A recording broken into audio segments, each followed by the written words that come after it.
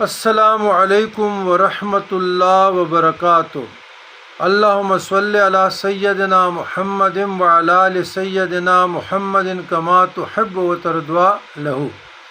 عزیزان گرامی، خواص، فوائد، فضائل سورہ علق کے 2 رکعت صلاۃ حاجت، 1 مرتبہ سورۃ فاتحہ، 1 یا 3 مرتبہ درود ابراہیمی، پھر سورہ علق کی 3 مرتبہ تلاوت کی جائے۔ جب کسی حاکم کے پاس جائے، سورہ اقرأ بسم ربک الذی خلق، یہ سورہ علق آپ لوگ 3 مرتبہ پڑھیں۔ انشاءاللہ حاکم یا آپ کے بوس یا جس کے ساتھ آپ کا کام ہے تو وہ انشاءاللہ مہربانی سے پیش آئے گا اور بہت مہربانی کرے گا۔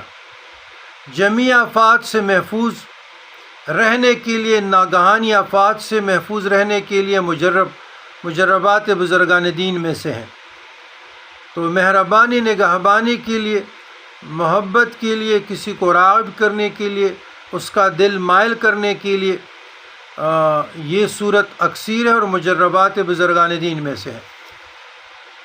ربنا ظلمنا انفسنا وان لم تغفر لنا وترحمنا لنکونن من الخاسرین۔